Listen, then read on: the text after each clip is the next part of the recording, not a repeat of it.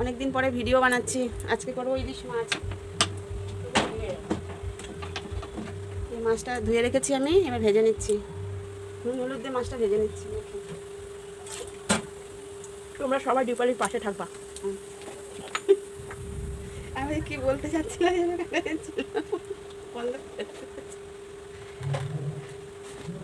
এখন 6টা হয়ে গেছে, দীপালি এখন 6টা হয়ে গেছে।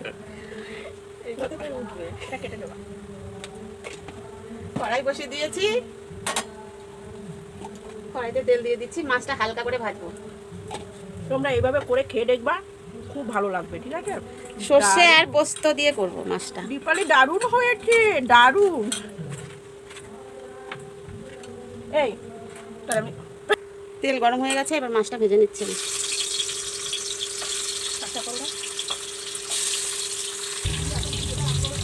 মাছটা একটু উল্টে নিচ্ছি। হ্যাঁ, মাছটা ভাজা হয়ে গেছে, হালকা করে ভাজি, তুলে নিচ্ছি।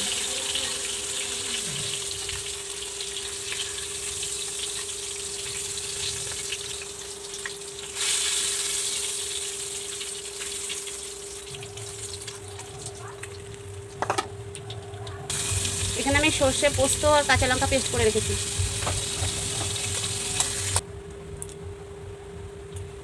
তেলের মধ্যে আমি আরেকটু তেল দিয়ে দিচ্ছি।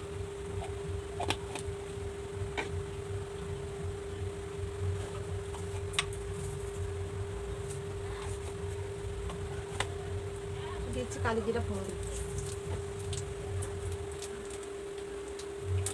সর্ষে পোস্ত কাঁচা লঙ্কা পেস্টটা দিয়ে দিলাম।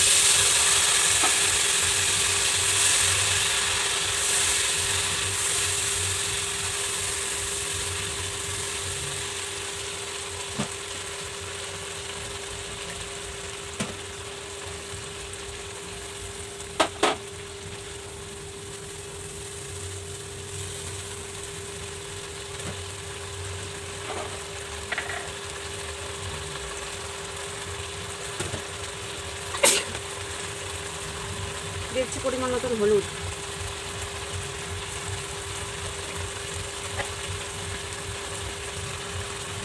স্বাদ মতো লবণ,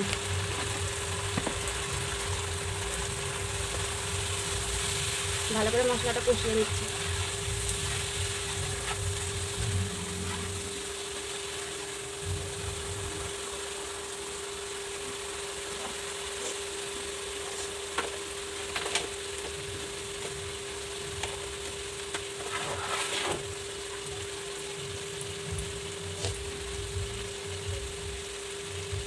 দিয়ে দিচ্ছি কটা কাঁচা লঙ্কা।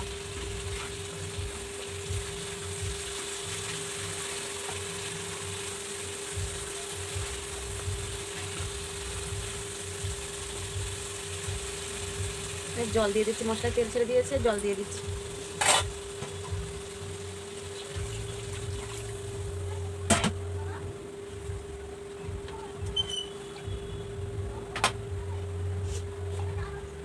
ঝোলটা একটু ঢাকা দিয়ে রাখছি, ফুটে আবার বন্ধ করে এই ঝোল ফুটে গেছে, মাছটা দিয়ে দিচ্ছি।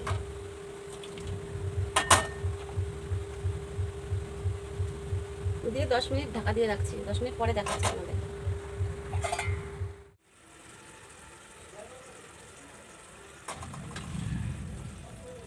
এই দেখো বন্ধুরা, আমার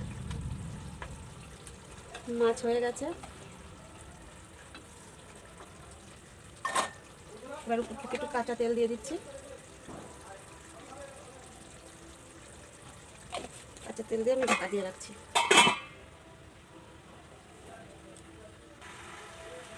এই দেখো হয়ে গেছে, নামিয়ে দেখাচ্ছি তোমাদের। এই দেখো বন্ধুরা, আমার ইলিশ মাছ রেডি। তোমরা বাড়িতে বানিয়ে খেয়ে দেখবে কীরকম লাগলো। অবশ্যই লাইক কমেন্ট শেয়ার করবে। ফেসবুক থেকে দেখলে চ্যানেলটা ফলো করবে, আর ইউটিউব থেকে দেখলে চ্যানেলটা সাবস্ক্রাইব করবে। তোমাদের একটা সাবস্ক্রাইব আমাদের কাজ করতে একটা আনন্দ দেয়, যে না কাজ করছি যখন সবাই আমার কাজ ভালোবাসছে, এই জন্য কমেন্ট করছে। একটা শেয়ার, এই একটা কমেন্ট, একটা সাবস্ক্রাইব আমাদের অনেক দূর কাজ করতে আনন্দ তো দেয়, অনেক দূর সাহায্য নিয়ে যেতে সাহায্য করে। যদি কোনো ভুল কথা বলে থাকি অবশ্যই ক্ষমা করে দেবে। পুরো ভিডিওটা তোমরা দেখলে আমার ভালো লাগবে। পুরো ভিডিওটা দেখার অনুরোধ রইল, পুরো ভিডিওটা অবশ্যই দেখবে। আর মাছটা কীরকম লাগলো রান্নাটা অবশ্যই কমেন্টে জানিও। আমার ভিডিও কেমন লাগে তোমাদের বলো কমেন্টে।